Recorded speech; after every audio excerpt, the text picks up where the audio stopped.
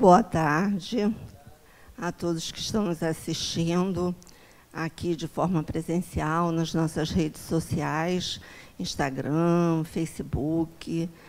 E vamos dar continuidade ao curso, na realidade, acabando. Hoje, podemos considerar a nossa última aula do curso, não a última aula do ano, mas do curso.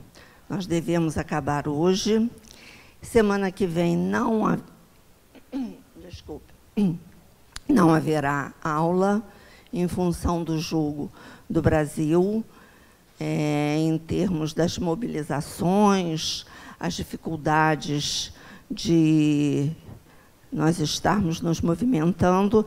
Então, foram suspensas as aulas e a palestra. Hoje também a Jane não vai estar conosco e nosso curso deve se encerrar no primeiro dia de dezembro, dia 1º de dezembro, ok? Então, essas são as notícias. Sejam todos bem-vindos à nossa casa querida, a Joana que nos acolhe, que possa fazer uma visita à nossa amiga querida, minha parceira Jane, que está meio doentinha, gripada, mas nada demais, mas ela quis se poupar por causa do momento, né, que falaram aí, do retorno da Covid, então é importante que ela fique isolada, ok? Então, já abri aqui no capítulo 16, não se pode servir a Deus e a Mamon. Agora, vocês vejam que interessante, há 3 semanas que a gente abre sempre nesse capítulo. Por que será? É uma reflexão boa, né? O quê? Depois a gente fala. Vamos ler primeiro. E a gente vai ler Jesus em casa de Zaqueu. Tendo Jesus entrado em Jericó, passava pela cidade, e havia ali um homem chamado Zaqueu, chefe dos publicanos e muito rico, o qual, desejoso de ver a Jesus para conhecê-lo, não o conseguiu devido à multidão, por ser ele de estatura muito baixa. Por isso, correu à frente da turba e subiu a um sicômoro, para o ver, já que Jesus devia passar por ali. Chegando a esse lugar, Jesus dirigiu o olhar para o alto e, vendo-o, disse-lhe: Zaqueu, apressa-te em descer, porque preciso que me hospedes hoje em tua casa. Zaqueu desceu imediatamente e o recebeu jubiloso. Vendo isso, todos murmuravam, a dizer: ele foi hospedar-se em casa de um homem de má vida. Entretanto, Zaqueu, pondo-se diante do Senhor, lhe disse: Senhor, dou a metade dos meus bens aos pobres, e se causei dano a alguém, seja no que for, indenizo-o 4 vezes mais.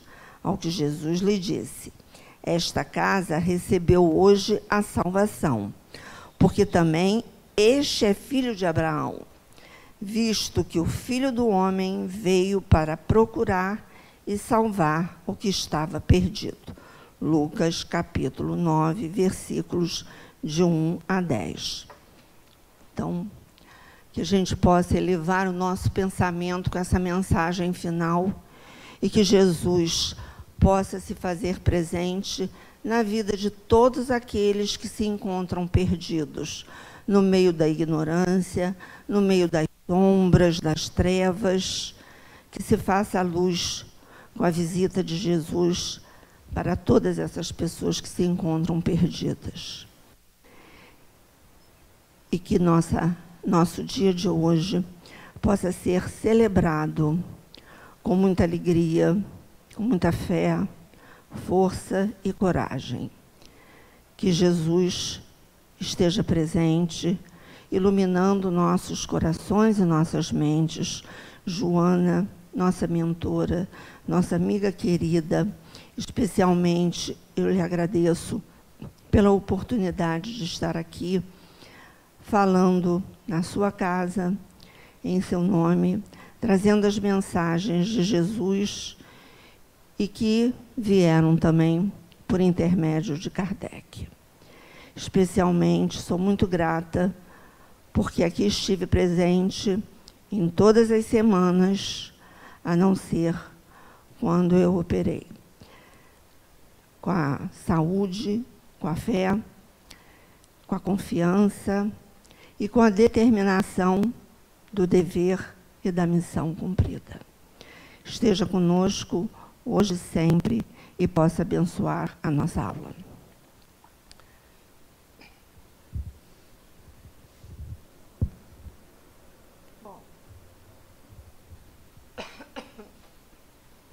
Então, nós vamos, então, terminar o item Gerações Futuras, Geração Nova, do último capítulo, capítulo 18 do livro A Gênese, São Chegados os Tempos. E eu vou passar rapidinho os slides que a gente já viu, só para a gente relembrar o que foi visto, né? Então, falou-se da geração futura, que é um período em que a humanidade vai entrar. Essa geração ela virá de forma diferente, quer dizer, já está se processando, né? Essa geração nova ela já está encarnando. É um processo que é contínuo. Não existe assim, não, agora vai entrar a geração nova, a geração velha vai acabar. Não. É um processo contínuo de transformações de espíritos que emigram e que não desencarnam mais aqui na Terra e outros que chegam. O velho mundo estará morto, como estão hoje os tempos da Idade Média, com seus costumes bárbaros e suas crenças.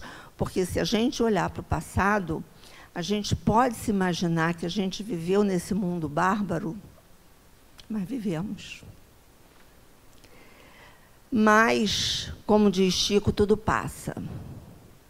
E esse tempo passou, o tempo da barbárie, e nós estávamos lá e hoje estamos aqui.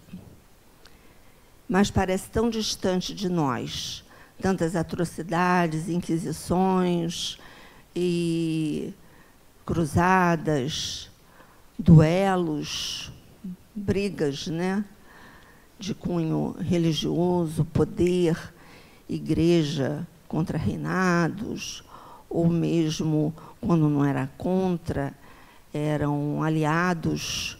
Então, esse tempo já passou, mas ainda deixa marcas em nós.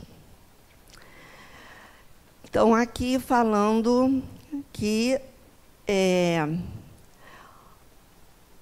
para que nós possamos entrar nesse novo mundo, nós vamos precisar nos isentar do orgulho, do ódio e da inveja. Porque onde predomina o bem, não pode predominar nenhuma dessas três características, fraquezas morais: ódio, inveja e orgulho. Só quando nós nos libertarmos disso, enquanto seres humanos, nós vamos poder estar libertos das paixões e poder entrar num mundo em melhores condições. Então, aqui falamos da geração nova, como é que seria isso?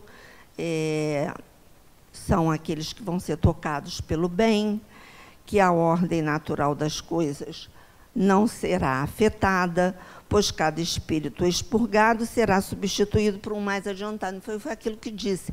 É um processo contínuo. Espíritos vão, espíritos vêm, sem que exista um momento específico para que essas coisas aconteçam. Aqui, então, essa geração nova, ela tem como objetivo principal, acho que nós paramos aqui. Essa geração nova, ela tem como motivo principal fundar a era do progresso moral. Então, vamos guardar bem isso. Porque nós já vimos nas aulas passadas que os cataclismos, eles não são de ordem material, física, eles virão das questões morais do ser humano, né? Trazendo no seu bojo as fraquezas morais que vão fazer com que haja as lutas de ideias. Estão lembrados quando a gente falou das lutas de ideias e que Jesus, nas suas predições, disse que isso não iria acontecer, essa mudança, essa transição de um mundo para outro, ela não iria acontecer de uma forma tranquila. Ela viria através de comoções, e comoções movidas por luta de ideias, de contrapontos, de materialidade e espiritualidade, de bem e mal, do que eu penso, do que, para mim, eu considero bom, o belo, tanto na ética quanto na estética, e regido pelo amor. Então, isso também é um processo. Nós temos que entender que, se nós estamos num certo momento da nossa consciência, nós não podemos esquecer duas coisas. Primeiro, o que já fomos, que não sabemos, mas com certeza não fomos grandes coisas, nem coisas muito boas, porque senão não estaríamos aqui até hoje, certo? Trilhamos séculos, milênios, e quantos espíritos já conseguiram evoluir, estar num outro patamar. Então, nós não podemos nos esquecer disso. E, segundo, isso nos traz uma responsabilidade muito maior e buscar entender aqueles que não se encontram nesse nível que nós estamos. Não é ser complacente, não é ser benevolente, mas é entender que cada um tem o seu momento, cada um tem o seu tempo. Uns avançam um pouco mais, outros avançam um pouco menos, todos com as suas fraquezas morais, todos buscando se lapidar, porque, na realidade, é isso que a gente veio fazer aqui, lapidar. Somos um diamante bruto que precisamos lapidar para que a beleza do diamante ressurja. Certo? Então, é o que diz aqui. Estando numa época de transição, assistimos ao choque das ideias entre a nova geração, a qual cabe fundar a era do progresso moral, cujas características são inteligência e razão precoces, sentimento inato do bem e a crenças espiritualistas. Essa inteligência e razão precoces, a gente também comentou na aula passada, que as crianças hoje em dia já vêm com um chip diferente, né? A gente percebe isso.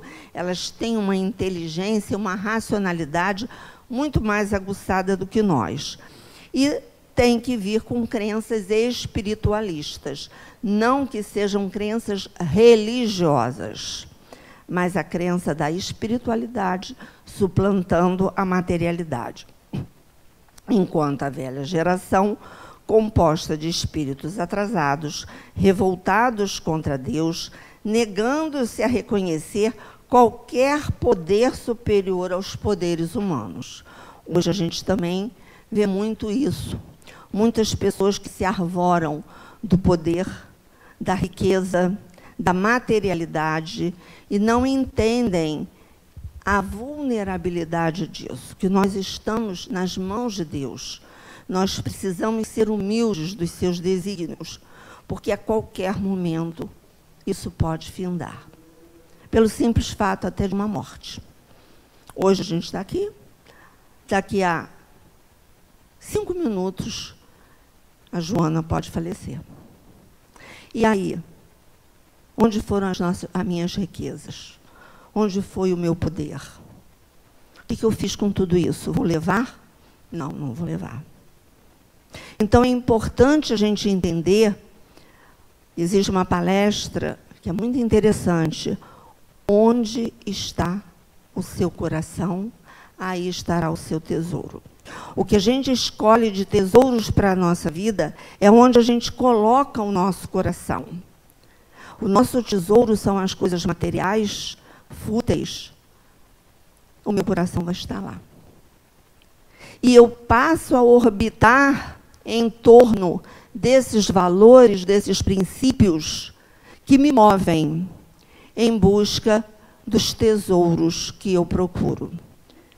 Mas, se a gente coloca Jesus e Deus como a minha bússola, é o centro, eu nunca vou me desviar do meu caminho.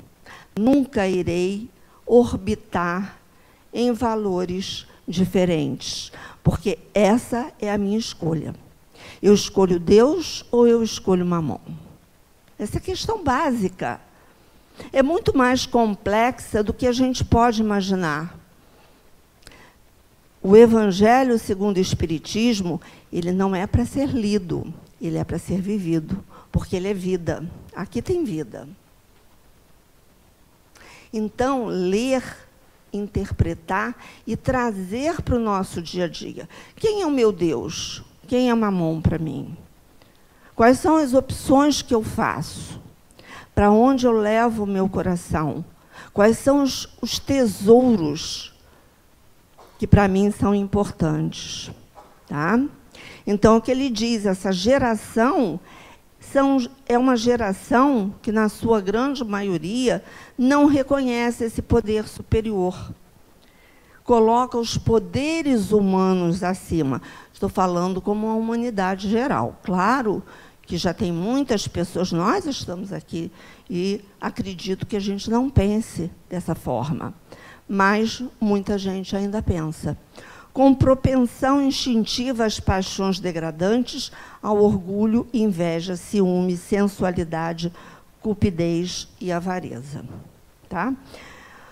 O progresso moral não é um privilégio natural das elites, nem é adquirido por acaso ou por sorte, mas através do trabalho de si mesmo diariamente. Então, é uma conquista, é um processo, é uma elaboração.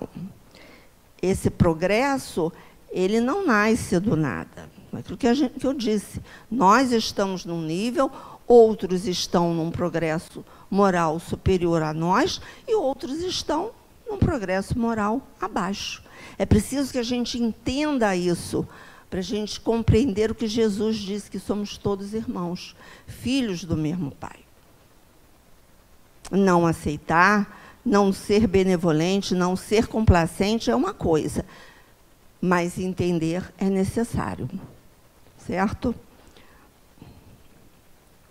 Sendo tais vícios incompatíveis com o reinado da fraternidade, terá a terra que ficar livre deles, para que os homens caminhem para o futuro melhor que lhes está reservado. Ou seja, se nós não fizermos o dever de casa, nós não teremos esse futuro aguardado.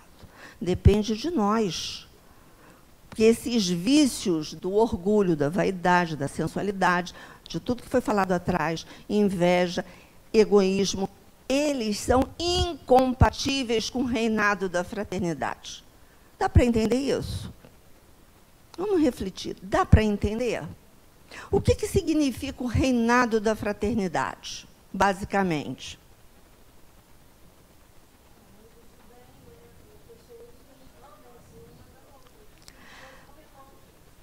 Exatamente. Fraterno está ligado a essa relação de irmandade. Se eu não entendo e não vejo o outro como meu irmão, filho do mesmo pai, eu consigo agir com ódio, com orgulho, com inveja, com vaidade. Mas, se eu passo a vê-lo como irmão, eu passo a ter uma outra visão dessa pessoa. É como a gente aqui, não é? Vamos ver. Quem tem irmão aqui? Eu não tenho, não posso falar. Como é que é a relação de vocês com o irmão de vocês? É boa?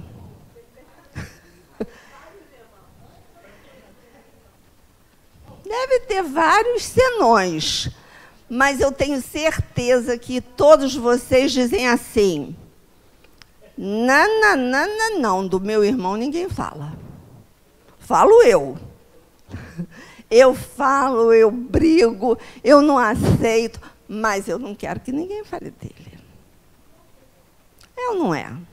Porque meu irmão, ele é meu sangue, tá? Ele nasceu do mesmo pai e da mesma mãe. Então, agora vamos jogar isso para a humanidade, para a fraternidade. É fácil? Não. Mas é compreensível, não é compreensível? Nós todos não vivemos a roda da vida. Fala aqui e divide com a gente.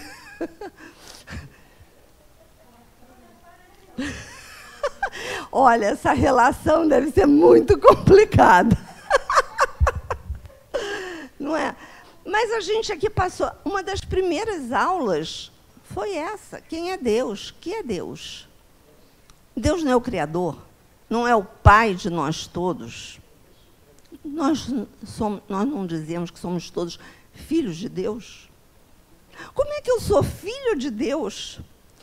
O Silvio é filho de Deus, a Márcia é filho de Deus, mas a Sueli não é. Quer dizer, a gente tem que sair desse universo pequenino de família e para um universo maior de uma família cósmica. Isso é um processo. É a diferença, isso que a gente diz que é ampliar a nossa consciência. A gente ouve tanto falar nisso, tem que despertar a consciência, ampliar a consciência, mas o que é isso? É o que a gente vai ver. Alguns dos espíritos retardatários, entretanto, ao retornar ao mundo espiritual, individualmente ou de forma coletiva, e sob a influência de espíritos benévolos que por eles se interessam, se modificam, passando a estar em condições de reencarnar na Terra com ideias inatas de fé, encontrando já um meio mais propício ao desenvolvimento das suas faculdades. Então, veja como o Pai, esse é benevolente. Vem cá, você desencarnou, dá um tempo, fica um tempo por aqui, deixa o negócio lá melhorar, né? Porque o negócio lá está pegando fogo. Se você, que desencarnou, for para lá, vai ser mais um a jogar lenha na fogueira. Eu disse, eu provavelmente botei lenha na fogueira da Joana d'Arc. Porque não é à toa que eu tenho o nome de Joana d'Arc. Pode.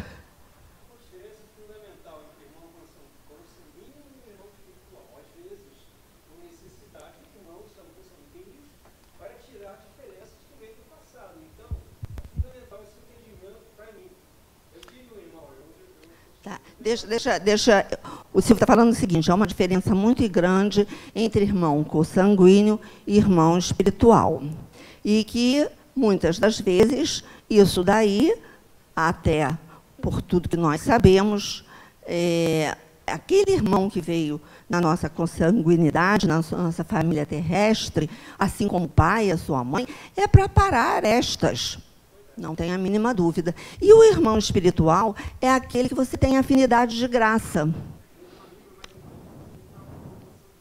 Um amigo é mais irmão. Por isso que eu digo, o irmão, você tem várias desavenças com ele, mas por ele ser de consanguinidade com você, é mais fácil de você, às vezes, aceitar, compreender o que ele faz.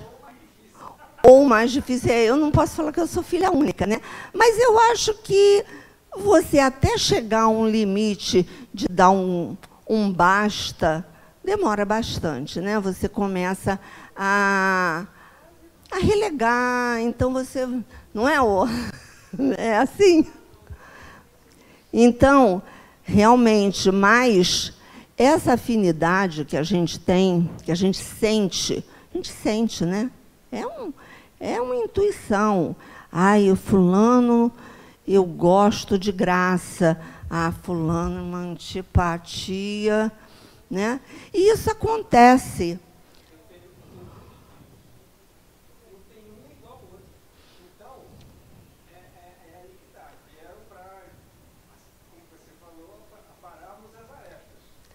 3 filhos, não tem nenhum igual, né? E você está lá naquele meio, muitas das vezes, para fazer o papel de mediador entre esses filhos. Não é? Esse é o papel de pai. Se os 3 se engalfinham, têm as suas diferenças, você, como pai, como mãe, você vai tentar, de alguma forma, minimizar aquelas relações. Né? É difícil? É. Mas todos nós estamos aqui para parar estas. Só que aí eu volto a dizer, quando a gente está naquele universo da família terrestre, a gente briga, a gente discute, a gente fica de mal, mas aí vem o Natal, aí vamos aproveitar o Natal, vamos reunir todo mundo para ver se é mais uma oportunidade, não é? Mais uma oportunidade para a gente ficar bem, para a gente procurar levar mais um ano. Aí entra o outro ano, pauleira de novo. Mas a gente imagina o seguinte, são oportunidades que a gente vai tendo. São oportunidades que a gente vai tendo para poder minimizar essas arestas. Às vezes a gente consegue, outras vezes não. Aí vem as perdas, vem doenças na família, e aí tudo muda, tudo muda. Eu sei porque eu tinha uma relação com a minha mãe terrível. Minha mãe não era fácil. E eu, logicamente, também não devia ser. Nós vivíamos às turras. No final da vida dela, em que eu me transformei a mãe e ela filha, e a necessidade, a oportunidade que Deus me deu, eu agradeço, porque foi uma oportunidade de aparar estas. Foi uma oportunidade de perdão de ambas as partes. Foi uma oportunidade de fazer o amor incondicional nascer. Porque é nessa hora da perda, ou quando os papéis se invertem, você sente que aquela pessoa depende de você para tudo, e você não pode virar, né? Você não pode deixar, por N situações. Não é só porque ela é sua mãe aqui na Terra, mas são outros fatores de fraternidade, de amor, né? De compaixão, de misericórdia. Então, são sentimentos que vão desabrochando em você por aquela pessoa, e, de repente, você vê que aquilo tudo se transformou em amor. E é um amor incondicional. Por que incondicional? Porque nada do que houve entre nós mudou, ficou para trás. Deixou de haver qualquer tipo de sentimento a não ser do amor. Então, a oportunidade vem. Cabe a nós saber aproveitar. Talvez eu não tivesse tido essa necessidade de chegar a esse ponto se eu tivesse tido oportunidades anteriores para poder fazer com que esse amor brotasse e essas arestas fossem aparadas. Mas eu precisou chegar ao momento, mas sempre chega. Bom, com a modificação das disposições morais, opera-se a regeneração da humanidade. Então, o que ele está querendo dizer? Regeneração da humanidade é entrar no mundo de regeneração, é necessário que haja a transformação moral. Essa modificação para a disposição. Agora, eu preciso estar disponível. Concorda? Eu preciso estar apta a tentar mudar. Agora, se eu me enclausuro e eu já me fecho e eu não coloco nenhum tipo de oportunidade ou de movimento para que aquilo aconteça, aquilo não vai acontecer. Já é difícil quando eu procuro, quando eu busco essas disposições, que dirá se eu não busco? certo? Mesmo não havendo a renovação integral dos espíritos. Então, esse mundo de regeneração, como nós já falamos aqui, não é um mundo das mil maravilhas, nem o conto de fadas, nem Alice no País das Maravilhas, que vai ser tudo lindo, maravilhoso. Não, o mal vai continuar. Só que vai haver um equilíbrio maior entre os espíritos que estão propensos para o bem, daqueles que ainda continuam propensos com a ignorância. E, por isso, não é uma renovação integral desse mundo. E, por isso, não é um mundo feliz. É um mundo de regeneração. Tá? Portanto, nem sempre os que voltam são novos espíritos. Podem tratar-se dos mesmos, porém com pensamentos e sentimentos modificados. Ok? Após grandes choques que dizimam as populações, observam-se modificações que tendem a alterar profundamente as ideias de um povo ou de uma raça. Vamos parar por aqui. Após grandes choques que dizimam as populações, nós tivemos há pouco tempo a pandemia. Estamos convivendo com uma guerra, né? Entre duas potências, em que vários países se colocam, né, se posicionam. Estamos vivendo aqui, no nosso país, um momento conturbado de luta de ideias, de diferenças. Porém, ele diz, grandes choques que dizimam as populações, no caso, as guerras e a pandemia, observam-se modificações que tendem a alterar profundamente as ideias de um povo ou de uma raça. Isso nós já comentamos na aula passada. Vocês acham que 2 anos de pandemia nós somos os mesmos? Não. Não. Ninguém é igual a como era em 2019. Cada um com as suas transformações, cada um fazendo o seu dever de casa, cada um com a sua individualidade, mas não somos mais. Por quê?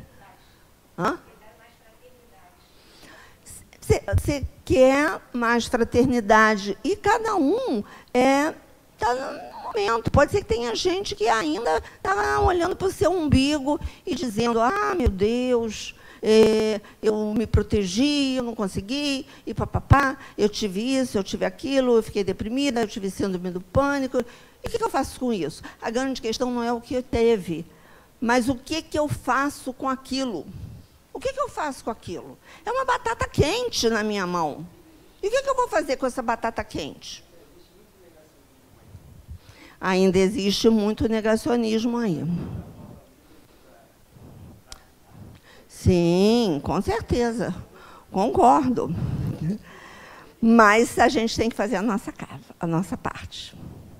E já estamos bem melhores, né? A verdade é essa, né? Mas, olha, eu aqui estou falando como a Joana professora. Não conte que a Joana, quando sair daqui, esteja lá embaixo. Nem tudo que estou falando aqui, tá? Eu pratico. Cá entre nós. Ninguém. Então, provavelmente, eu sou que mais preciso estar ouvindo essas coisas que eu estou falando, para ver se a ficha cai. Vamos ver.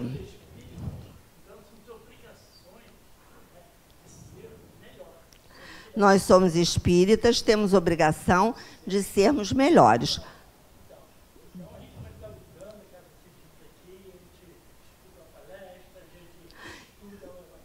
A gente vem, estuda, assiste palestra, nem que seja por osmose, uma hora vai entrar.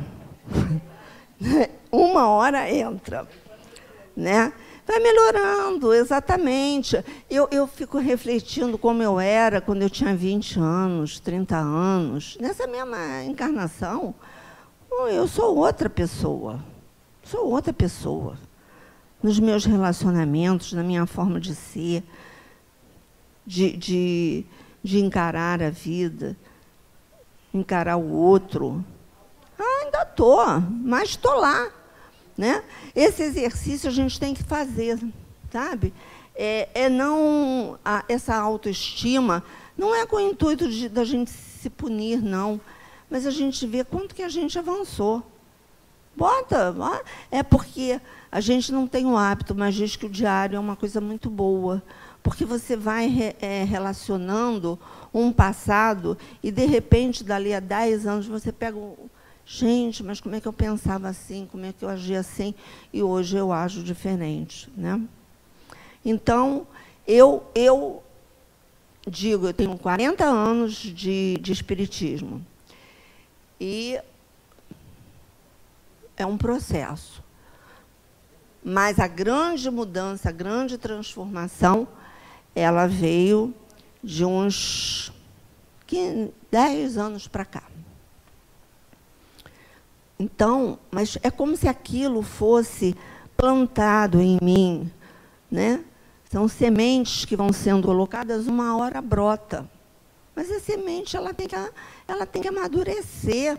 Ela tem, sabe, ela não pode, ela tem um tempo de maturação. Então, assim, somos nós, como a borboleta.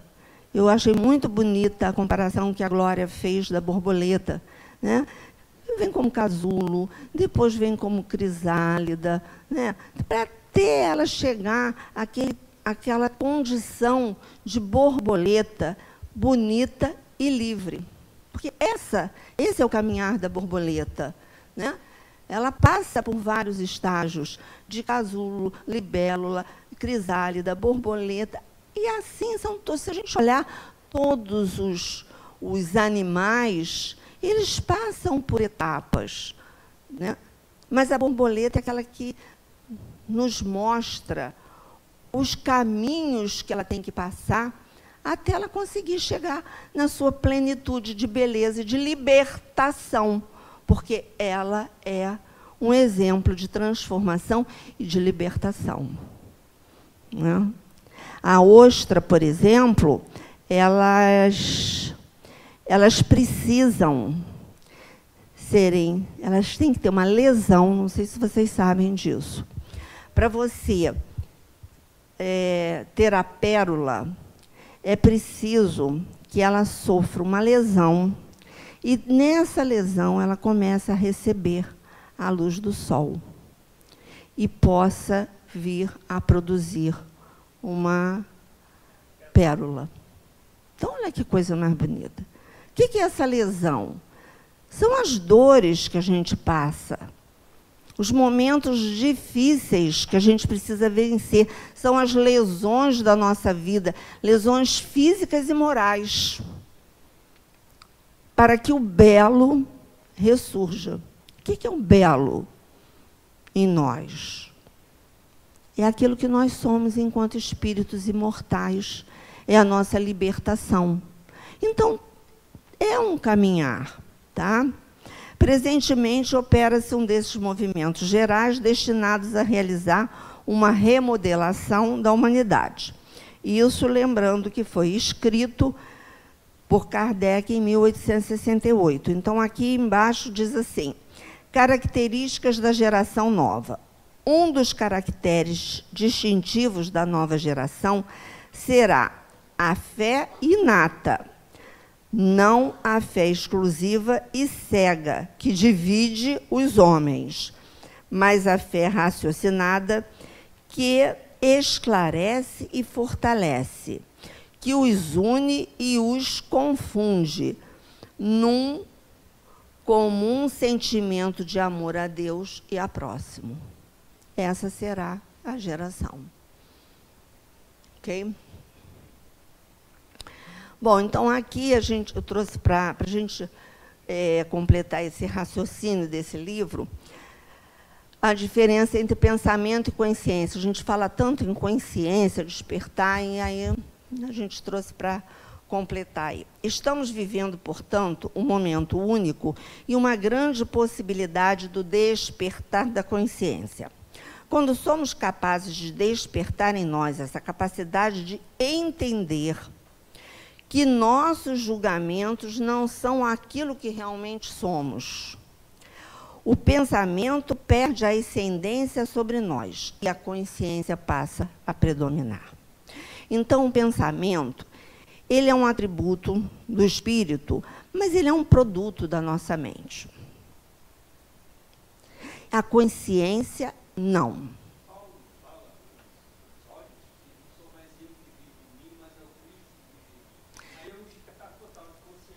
Exatamente. Paulo fala que não sou eu mais que vive em mim, mas é o Cristo que vive em mim.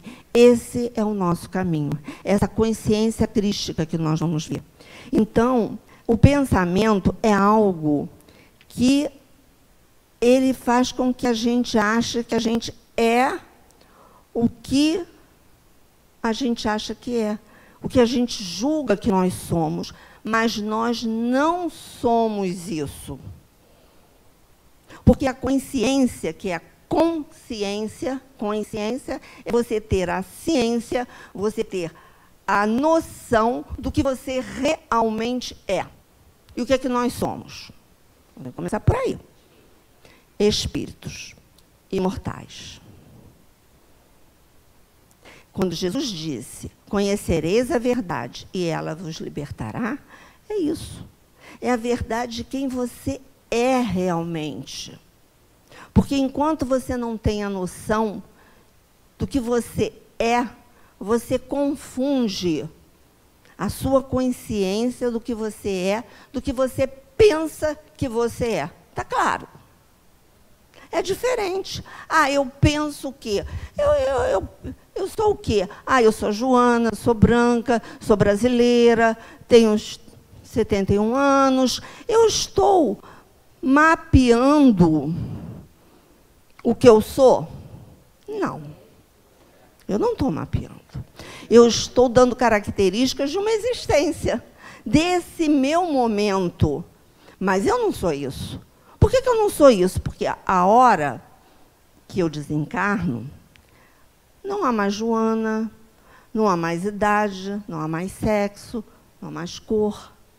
É um espírito imortal que vai levando, sim, as experiências daquela existência, assim como vai se juntando a experiências pretéritas. Então, é primeira coisa a gente entender isso. Nossos pensamentos não são aquilo que realmente somos. Ponto. Se não é, se os pensamentos é um produto da nossa mente, eu tenho total condição de dominar, mudar o meu pensamento. O pensamento perde a ascendência sobre nós e a consciência passa a predominar. Esse é o primeiro movimento. Eu abro mão do pensamento para que desperte em mim a consciência de quem eu realmente sou. E eu só consigo fazer isso quando eu sou capaz de tentar mudar o meu pensamento. Passamos a entender que não somos nossos pensamentos. Podemos dominá-los, mudá-los, discipliná-los e permitir que a nossa consciência tome o lugar de destaque em nossa forma de ser. Ah, mas como é que eu faço isso? Como é que eu domino o meu pensamento? Orai e vigiai. Meditação. Contemplação. Silêncio interior. Vocês estão numa casa de Joana, uma casa que prima pelo despertar da consciência em vocês.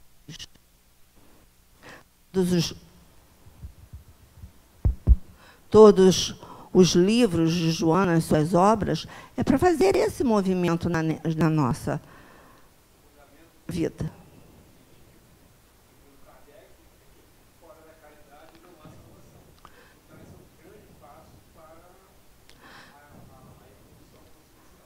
Fora da caridade não há salvação. Então, isso é um passo para a gente entender a ascendência dessa consciência, porque quando eu me vejo como um espírito em que, quando desencarno, tudo que é matéria fica, tudo que é corpo fica, eu tenho que também transportar isso para o meu irmão.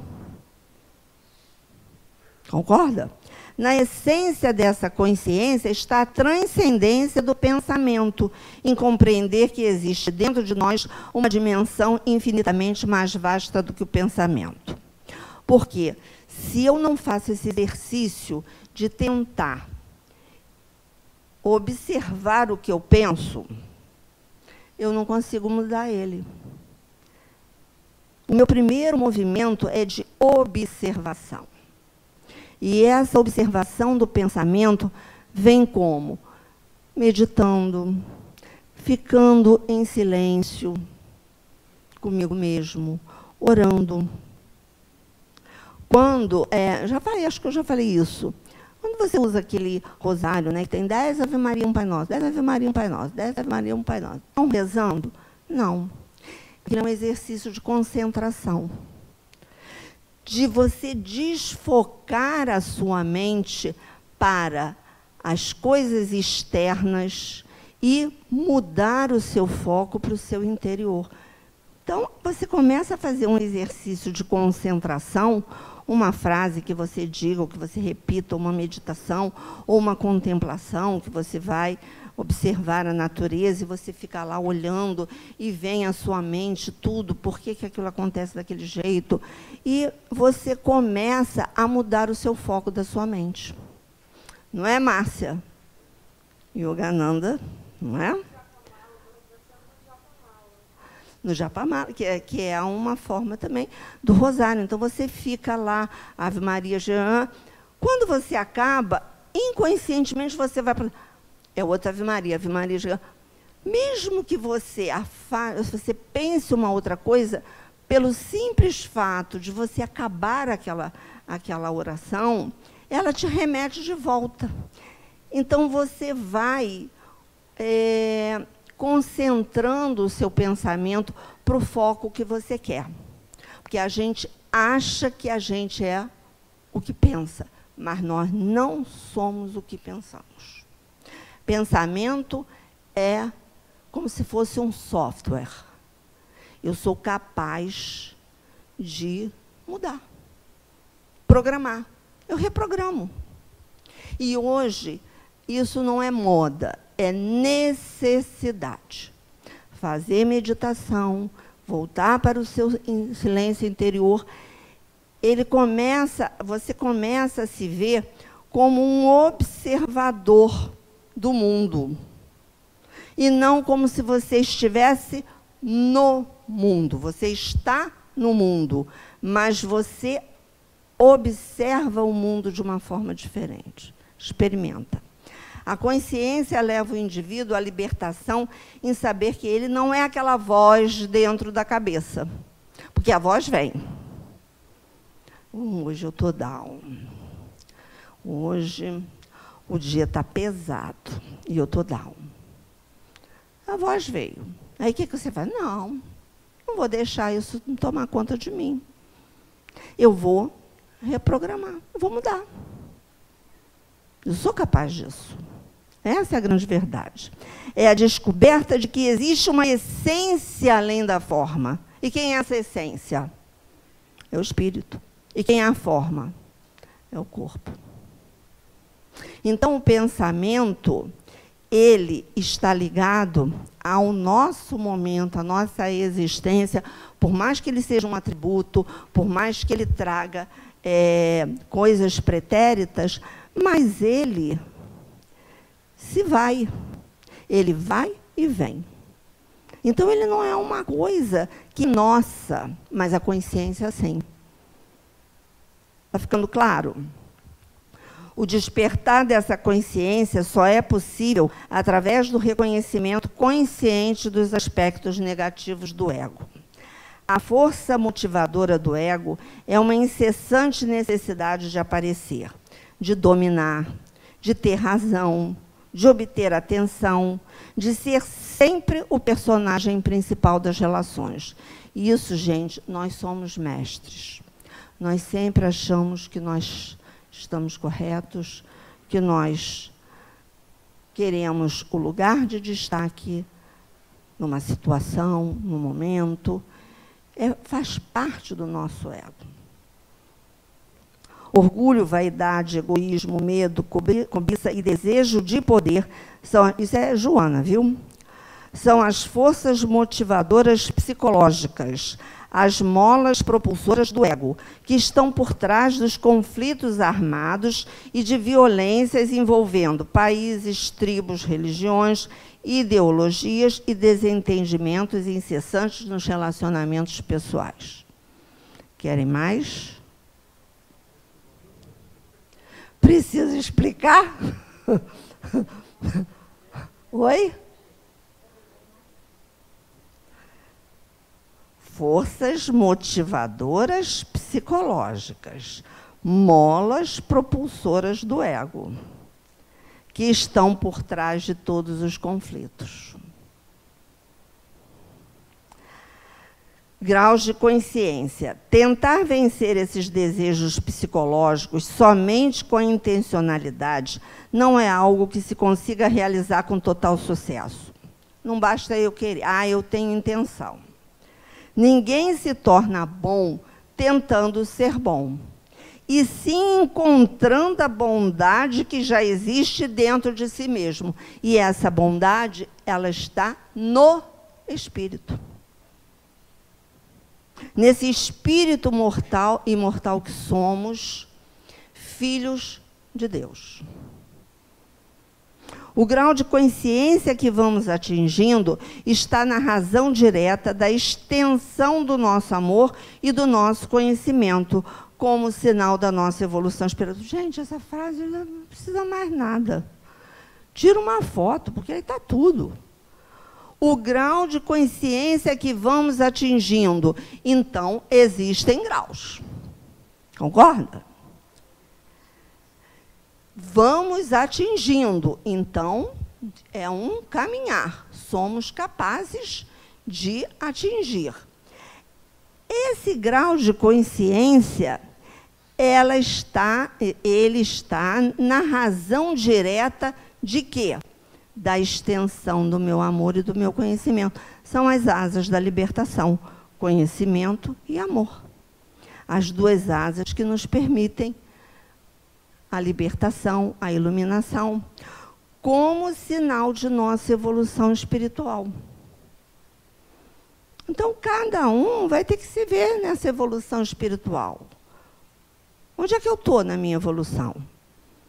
Como é que está esse meu grau de conhecimento e de amor? Meu conhecimento pode estar muito alto. Pô, faço curso, estudo, mas, olha, a asa, a outra está quebrada, ou está parada. Então, a gente evolui, é mais fácil evoluir intelectualmente. Muito mais fácil.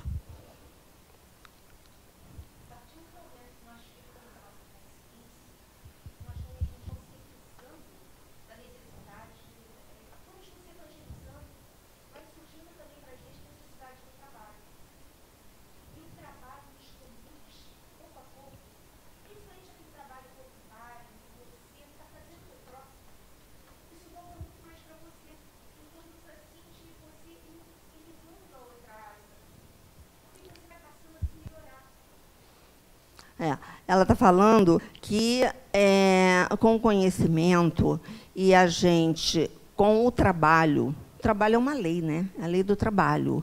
E, principalmente, no trabalho voluntário, é o que o Silvio disse, fora da caridade não há salvação. Porque quando a gente se coloca disponível para o outro, não é só um trabalho voluntário numa instituição, mas quando nós estamos disponíveis para o nosso próximo. Porque o conhecimento, ele é uma ferramenta para a gente alcançar esse outro lado da asa, que é o amor. Não que ele não possa vir sem o conhecimento, mas também, se a gente tem o amor e não tem o conhecimento, a gente, muitas das vezes, fica cego, fica com uma irracionalidade, porque a gente, às vezes, não consegue entender aquela relação. Então, por isso que são os dois. Né? Então, ela está dizendo a necessidade do trabalho, o trabalho voluntário, porque aí começa a despertar em nós esse outro lado dessa asa, que é a asa do amor. Porque a gente vai começando a perceber o outro de uma forma diferente. A gente é mais fácil de se colocar no lugar do outro. Tá? É dando, segundo Francisco, é dando que se recebe. Né? E é impressionante porque é realmente uma razão direta. Porque quando você começa a despertar isso em você, parece que é uma coisa que você não consegue mais parar. Aquilo é realmente da mesma forma como você tem as suas fragilidades morais como mola propulsora do ego. O conhecimento e a caridade, elas são as molas propulsoras do amor. Porque nós vamos começando a transformar as características do ego em características, em atributos do espírito até o dom sublime, que é o amor. Então, é uma transformação, mas é necessário o conhecimento. Não consegue mais parar.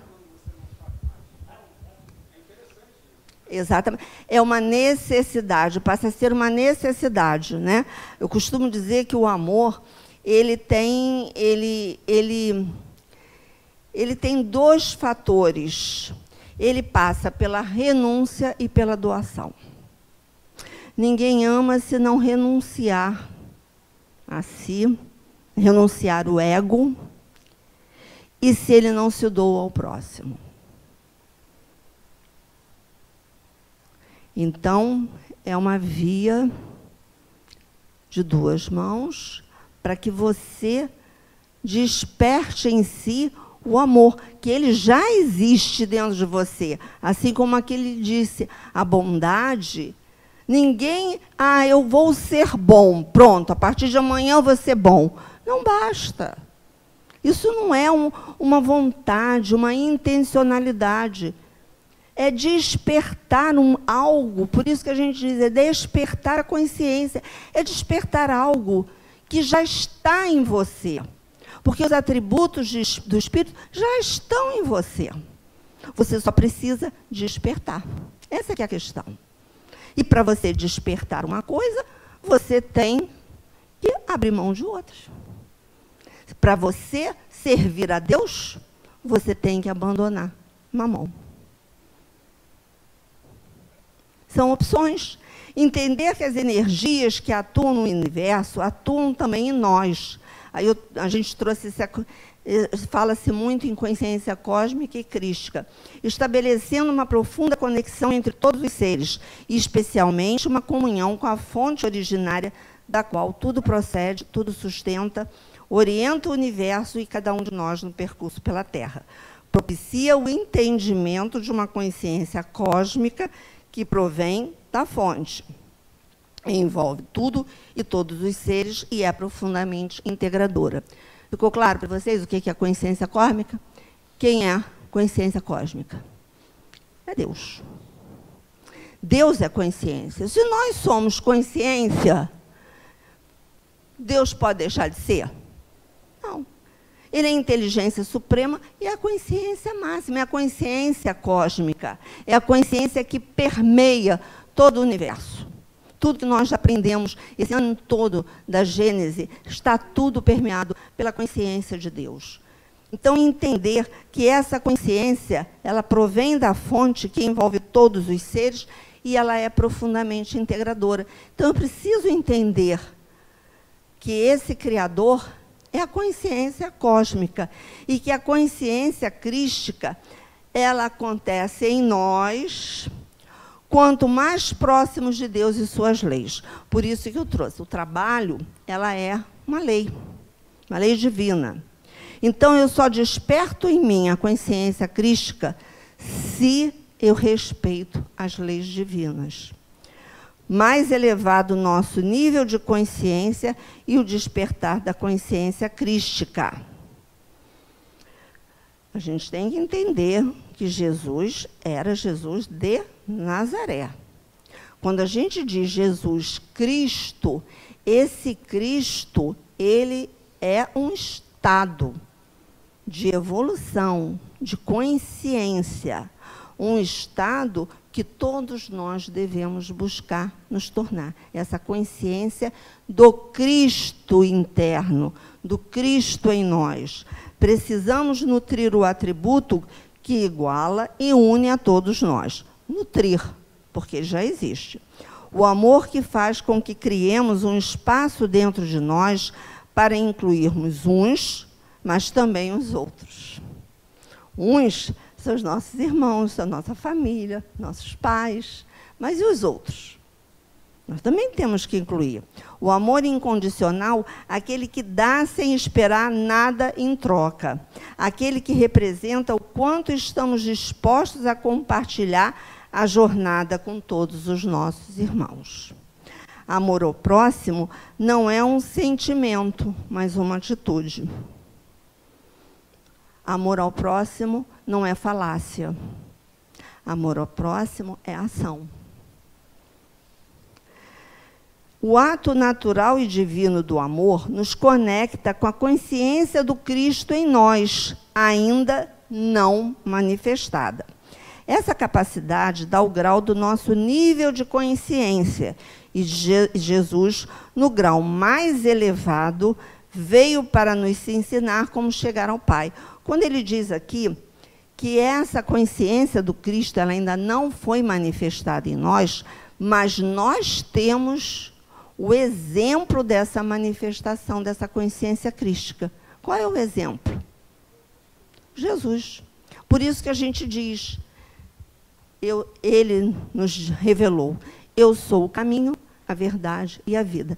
Ninguém chega ao Pai, consciência cósmica, quer dizer, ninguém entende essa dimensão dessa consciência cósmica se não emanar em si a consciência do Cristo. Ou seja, os seus ensinamentos, as suas leis, a irmandade, a fraternidade, a caridade. Então, Jesus é aquele que serve de modelo e guia para nós, pelos graus de consciência crística manifestada. Aqui é pelo grau, tá? Pelo grau de consciência crística manifestada. Está claro? Ficou claro para vocês essa diferença entre consciência crística, consciência pura, consciência cósmica? Jesus fala do ser interior, da essência de cada ser humano. Ele se refere à vida que somos. Somos amor, assim como Deus. Quando entramos em contato com essa dimensão que trazemos dentro de nós, quando entendemos que não se trata de uma conquista milagrosa, mas sim de um estado natural, as ações que praticamos, os relacionamentos que estabelecemos, passam a refletir o estado de unificação com a vida que sentimos em nosso interior. Isso é amor. O Espiritismo nasceu no exato momento em que a humanidade se encontrava... Agora eu volto para o capítulo, tá? O Espiritismo nasceu no exato momento em que a humanidade se encontrava cansada da dúvida e da incerteza, sendo acolhido pelos homens progressistas como âncora de salvação e consolação suprema. O Espiritismo abre à humanidade uma estrada nova e lhe desvenda os horizontes do infinito. Sinais desta transformação já são evidentes, propiciando reformas que se consolidarão à medida de uma predisposição moral mais generalizada, com a predominância da caridade, fraternidade, benevolência para com todos.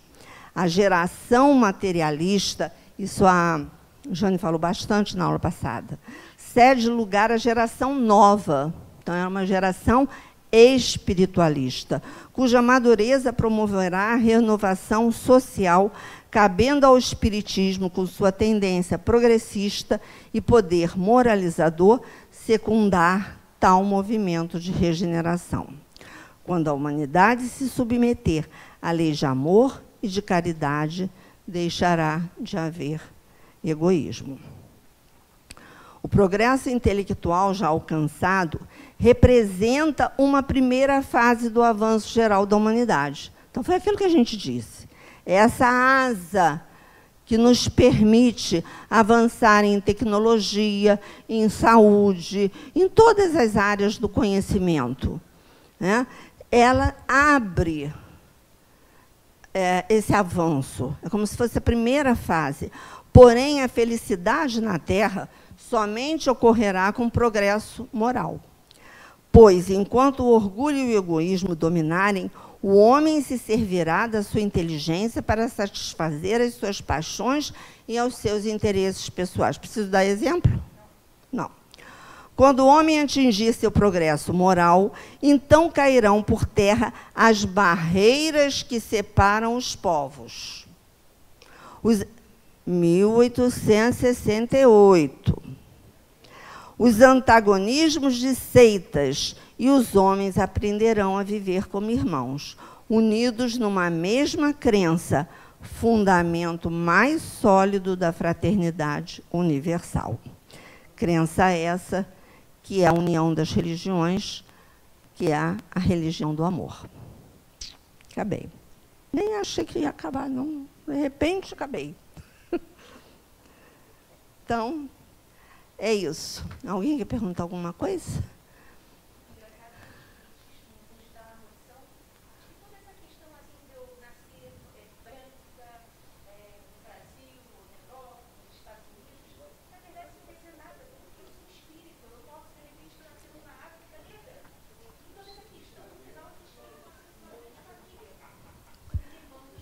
Ela está dizendo que essa questão que nasceu aqui, nasceu lá, na realidade, são barreiras que a gente coloca e que não significa nada, porque quando a gente desencarna, somos todos espíritos, né?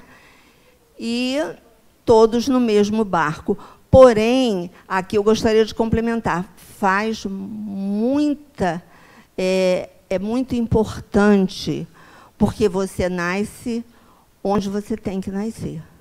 Na família que você tem que nascer, na cidade que você tem que nascer, no país que você tem que nascer. Então, é preciso que a gente entenda que nós somos espíritos imortais e que nós não somos matéria, mas é aqui que a gente vive. É na matéria que a gente vive, é na matéria que a gente aprende e é na matéria que a gente lapida o espírito. Então, as coisas não acontecem por acaso.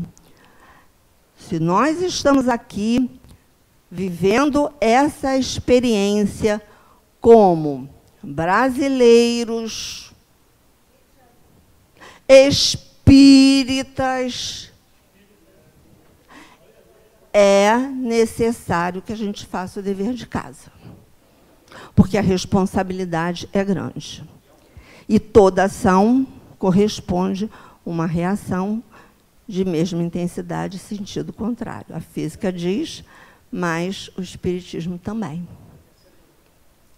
Então, disso tudo, aprenda uma lição. Faça a sua parte.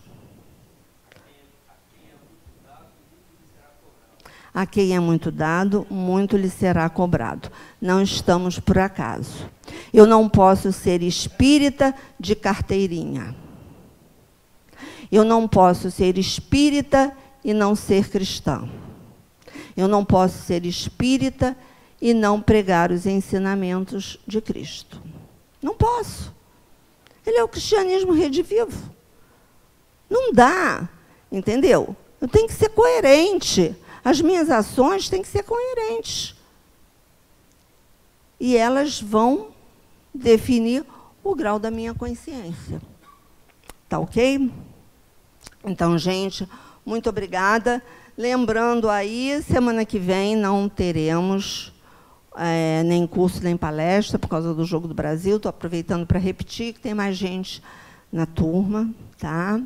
Quem quer fazer a prece final? Encerrando aí.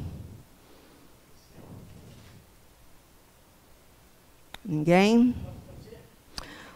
Rápido, que nós já passamos, tá? Rapidinho, tá? Você tem...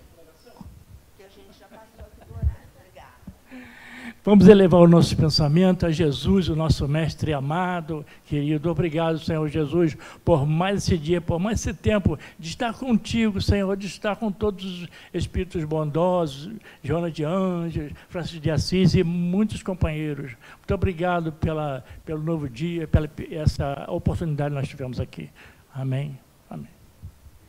Foi mais rápido do que eu esperava.